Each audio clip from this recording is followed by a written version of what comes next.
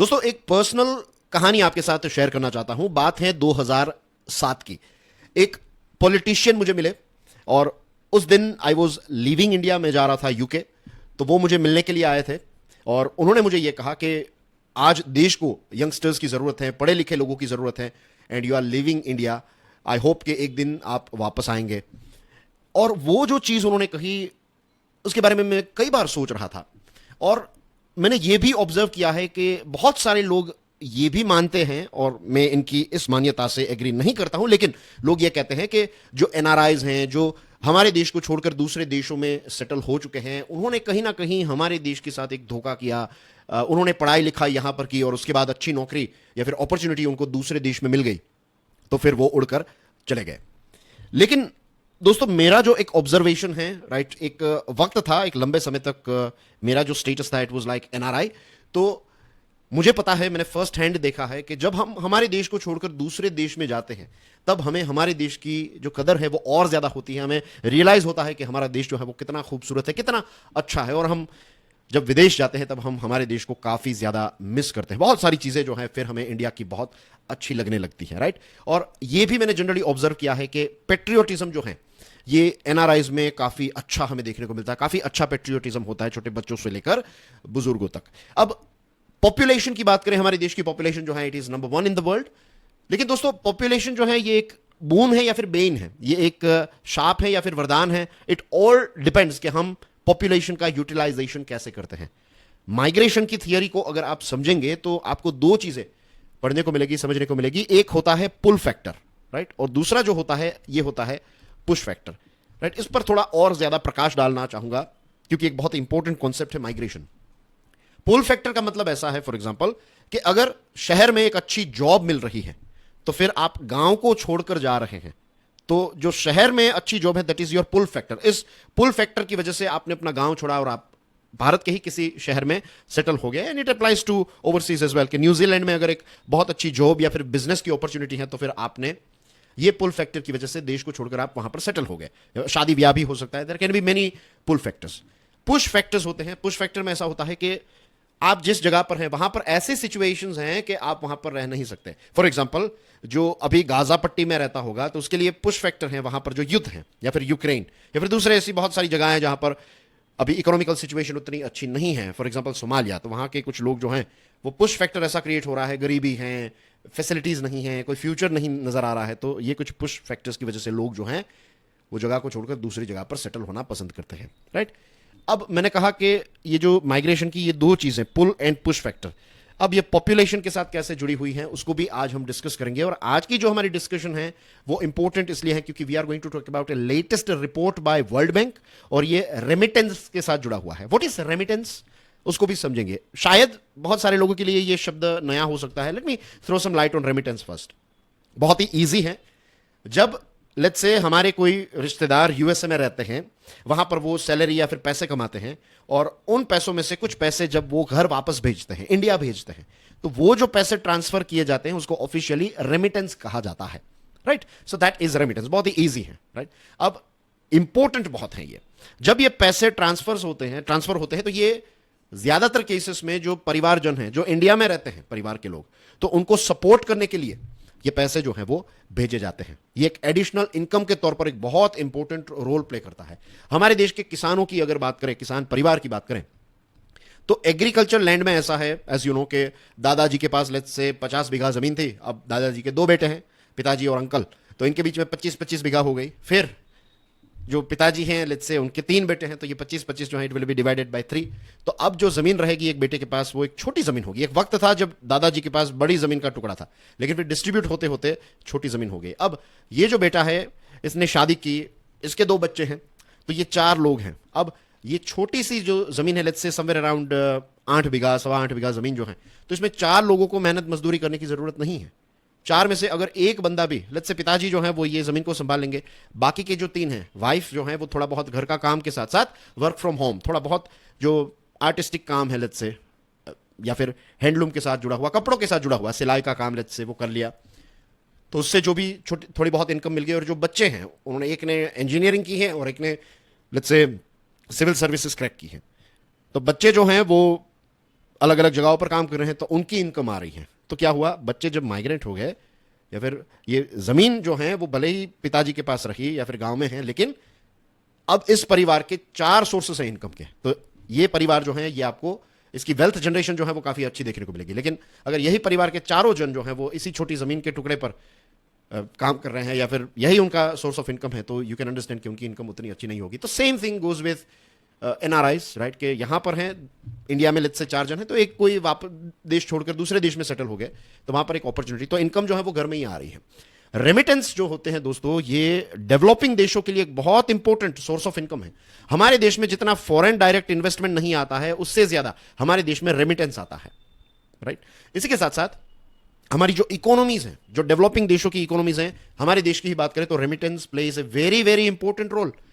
इसका एक छोटा सा एग्जांपल देना चाहूंगा। हमारे देश में जो हरित क्रांति हुई, ग्रीन रेवोल्यूशन, इसके इतिहास को आप पढ़िएगा अच्छी तरीके से, you will find one of the reason कि हमारे देश में ग्रीन रेवोल्यूशन पंजाब वाले एरिया में सक्सेसफुल रहा, उसके पीछे रीजन है रेमिटेंसेस। कनाडा, यूएसए, यूके, यहां पर जो पंजाबी लोग हैं, तो जब ग्रीन रेवोल्यूशन आया तो ट्रैक्टर की जरूरत थी, पाइपलाइंस की जरूरत थी, राइट, बोरवेल्स की जरूरत थी।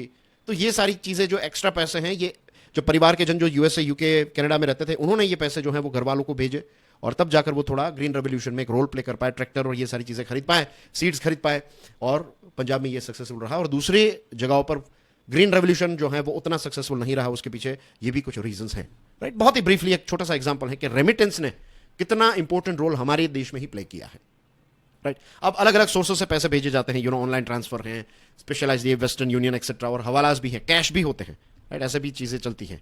तो लेकिन कैश जो है उनको आप कैलकुलेट नहीं कर सकते। तो जनरली जो रिपोर्ट्स तैयार की जाती है by World Bank and things, तो ये रिपोर्ट्स जो है, ये फॉर्मल जो चैनल्स हैं, उनके पैसे ज्यादातर कैलकुलेट किए जाते हैं, राइट। अब दोस्तों, मैं स्टार्टिंग में आपको पुश और पुल फैक्टर्स के बारे में बता रहा था ना, कि जो हमारी पॉपुलेशन है वो बून है या फिर बेइन है। तो ये डिपेंड करता है कि हम कैसे देखते हैं। अगर यहां पर लेबर काफी ज्यादा है, यहां पर लोग ज्यादा हैं, जॉब्स कम हैं कंपैरेटिवली, तो अगर कुछ लोग देश को छोड़कर दूसरे देशों में जॉब्स करने के लिए चले जाते हैं, तो इट इज गुड थिंग। एक तो एक्स्ट्रा इनकम आएगी हमारे देश के पास, इसी के साथ साथ जो यंगस्टर्स हैं उनका वक्त भी बच जाएगा, उनको इंटरनेशनल लेवल पर या फिर दूसरे देशों में काम करने का एक अनुभव भी मिलेगा। This is something very good. और यहां पर भी थोड़ी जगह होगी, तो यहां की कंपटीशन कम होगी। तो इट ऑल डिपेंड्स कि हम इसको किस तरीके से यूटिलाइज करते हैं। अब वर्ल्ड बैंक का जो लेटेस्ट रिपोर्ट आया है दोस्तों, इसमें इंडिया नंबर 1 है। टॉप 5 देशों की अगर बात करें, तो नंबर 1 पर है हमारा देश इंडिया। 2023 में भारत को $120 बिलियन, जी हां, $120 बिलियन जो हैं वो रेमिटेंस में मिले, राइट। और मेक्सिको की बात करें तो मेक्सिको को $66 बिलियन मिले। मेक्सिको नंबर 2 पर है। आप समझ लीजिए, मेक्सिको के कंपैरिजन में भारत को 2 times, right, we are like, उनको जो मिला है उसका डबल भारत को मिला एक ही साल में। चाइना जो है वो भी काफी पीछे है, $50 बिलियन। और ये थोड़ा शॉकिंग इसलिए है क्योंकि चाइनीज लोग जो हैं वो भी दुनिया के लगभग सारे देशों में आपको देखने को मिलते हैं। लेकिन एक चीज है कि चाइना में पिछले कुछ समय से ये एक पैटर्न देखी जा रही है कि वहां के लोग पढ़ाई करने के लिए जाते हैं दूसरे देशों के अंदर, उनके स्टूडेंट्स पर्टिकुलरली, और उसके बाद थोड़ा वर्क एक्सपीरियंस लेकर वो अपने देश वापस चले जाते हैं, क्योंकि उनको चाइना में काफी अच्छी अपॉर्चुनिटीज मिल रही हैं। So this is one of the reasons कि चाइना का जो रेमिटेंस है वो कम रहा है। फिलीपींस जो है $39 billion, which is not bad. छोटा सा देश है फिलीपींस, और उसके कंपैरिजन में फिलीपींस के लोग जो हैं वो गल्फ देशों में, अमेरिका में, हर जगह पर आपको फिलिपिनो जो है वो देखने को मिलेंगे। पाकिस्तान को $27 बिलियन। तो as you can see, Pakistan is in top 5 nations, और इसमें नंबर 1 है हमारा देश भारत। अब चलिए भारत के साथ जुड़ी हुई कुछ इंटरेस्टिंग चीजों को देखते हैं, राइट। ये जो रिपोर्ट में हमें पढ़ने को मिल रहा है, I am talking about that. World bank ने कहा है कि रेमिटेंस जो है भारत का, ये 7.5% से ग्रो हुआ। और सबसे इंटरेस्टिंग बात यह है कि जो ओईसीडी कंट्रीज है, यूएसए, एक तो यूएसए है हमारे लिए एक बहुत बड़ी चीज रहती है, यूएसए, लोग यूएसए माइग्रेट होना चाहते हैं, तो यूएसए एक स्ट्रॉन्ग पुल फैक्टर है हमारे देश के लिए। और दूसरे जो ओईसीडी यानी कि organization for economic cooperation and development, तो ओईसीडी में लगभग जितने देश जो हैं, वो ज्यादातर देश जो हैं, मैक्सिमम कंट्रीज जो हैं ओईसीडी में, वो डेवलप्ड देश हैं। तो यहां पर भारत के जो लेबर्स हैं, चाहे वो स्किल्ड लेबर हो, ज्यादातर तो हमारे स्किल्ड लेबर्स ही यूएसए और ओईसीडी देशों में देखने को मिलते हैं, तो यहां पर डिमांड काफी अच्छी रही, और इसकी वजह से भी ये जो रेमिटेंस है उस पर एक बहुत बड़ा इंपैक्ट, हमें पॉजिटिव इंपैक्ट देखने को मिला है। यूएसए हमारे देश का लार्जेस्ट डेस्टिनेशन है इंडियन स्किल्ड माइग्रेंट्स का। यू विल फाइंड कि ज्यादा क्वांटिटी वाइज देखेंगे तो गल्फ रीजन में क्वांटिटी वाइज ज्यादा इंडियन माइग्रेंट्स हैं, लेकिन मनी वाइज अगर आप देखेंगे then you will find we get more revenue from USA. उसके पीछे रीजन क्या है? क्योंकि वहां पर जो हमारे लोग हैं वो स्किल्ड हैं, राइट? सो ऑफकोर्स उनकी इनकम ज्यादा होगी, तो उस हिसाब से रेमिटेंस भी ज्यादा मिलता है उस क्षेत्र में से।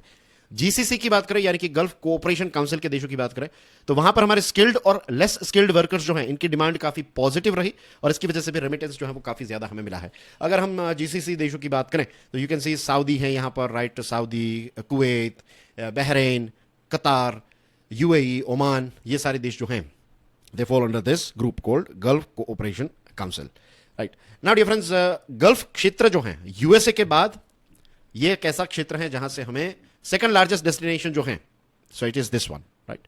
और बहरीन, कुवैत, ओमान, कतार, सऊदी अरेबिया, अभी जो हमने देखे देश, तो इन सारे देशों में यूएई जो है वो नंबर 1 है। यूएसए के बाद अगर इंडिविजुअल देश की बात करें तो यूएसए के बाद सबसे ज्यादा जो रेमिटेंस हमें जिस देश से मिलता है तो दैट इज यूएई। और यूएई के साथ एज यू नो हमारे रिलेशंस जो है वो काफी अच्छे हैं। This is UAE on your screen as you can see, right? बहुत ही क्विकली पर्शियन गल्फ है यहाँ पर, and you can see UAE, right? यहाँ पर Abu Dhabi is very famous, Dubai is very very famous in our country as you no.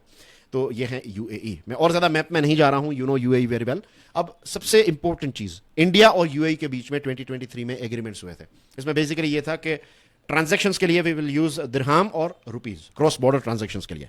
और 2 agreements हुए। इसमें पहला जो एग्रीमेंट था उसमें यह था कि लोकल करेंसी सेटलमेंट सिस्टम दोनों फॉलो करेंगे। तो इसमें क्या होगा कि एक्सपोर्टर्स और इंपोर्टर्स जो हैं वो एक दूसरे को पे करने के लिए इंडियन रुपीज और दिरहाम का इस्तेमाल करेंगे। ये चीज की वजह से क्या होता है, बायलैटरल ट्रेड और इन्वेस्टमेंट जो है वो काफी ज्यादा बढ़ जाता है। It becomes very easy. हमारे देश के कोई इंपोर्टर ने कोई सामान मंगाया यूएई से, तो हम उसको रुपीज में पेमेंट करेंगे। फिर यूएई के किसी इंपोर्टर ने यहां से कुछ मंगवाया तो उसका पेमेंट वो दिरहाम में दे रहे हैं। तो इस प्रकार से ये आईएनआर एईडी के ट्रांजैक्शन की वजह से, ये एलसीएसएस सिस्टम की वजह से चीजें काफी इजी हो गई। सेकंड जो चीज है that is unified payment system, UPI, और यूएई का जो इंस्टेंट पेमेंट प्लेटफॉर्म है आईपीपी। तो इन दोनों का सिंक्रोनाइजेशन में आना, तो इससे क्या होता है, बहुत ही क्विकली आप पैसे जो है वो ट्रांसफर कर सकते हैं। आपके अकाउंट में दिरहाम में है और आप रुपीज में यहां पर किसी को देना चाहते हैं तो क्विकली दे सकते हैं, राइट? पहले क्या होता था, प्रोसेस काफी ज्यादा डिफिकल्ट थी। आपको अपनी बैंक पे के पास जाना है, आप वहां पर किसी को जानते नहीं है, तो you know you will not take that risk कि आप हवाला में भेजेंगे until unless you know that guy personally. तो जो फॉर्मल सिस्टम थी उसमें वक्त भी काफी लगता था, फिर आपको एक फी भी पे करनी पड़ती थी। तो ये सारी चीजें थी। अब चीजें काफी ज्यादा इजी हो चुकी है बिकॉज ऑफ डिजिटल रेवोल्यूशन। और जीसीसी के बाकी जो देश हैं ये सारे, यूएई को छोड़ दीजिए, तो बाकी ये सारे देश जो हैं इससे हमें कलेक्टिवली टोटल रेमिटेंस का 11% इस क्षेत्र से, इन देशों से मिलता है, ठीक है? अब रिपोर्ट में कुछ और चीजें हैं जिसको डिस्कस करते हैं। फॉर एग्जांपल जो भारत का एक एफर्ट है, यूएई के बारे में तो बताया, दूसरे देशों के साथ भी, फॉर एग्जांपल सिंगापुर में भी हमारा ये यूपीआई जो है वो चलने लगा है। तो ये सारी चीजों की वजह से कॉस्ट और स्पीड काफी ज्यादा, कॉस्ट कम हुआ है, स्पीड काफी बढ़ चुकी है, तो रेमिटेंस का फ्लो जो है वो ईजी हो जाता है। दूसरी जो चीज है दैट इज, भारत के लिए अच्छी बात यह है कि हमारे यहां पर सारी वेराइटीज के लोग आपको मिलते हैं, राइट? स्किल्ड लेबर हैं, सेमी स्किल्ड लेबर्स हैं और अनस्किल्ड लेबर्स हैं। तो स्किल्ड लेबर्स ये भी दुनिया के अलग अलग देशों में चाहिए, सेमी स्किल्ड और अनस्किल्ड की भी रिक्वायरमेंट रहती है।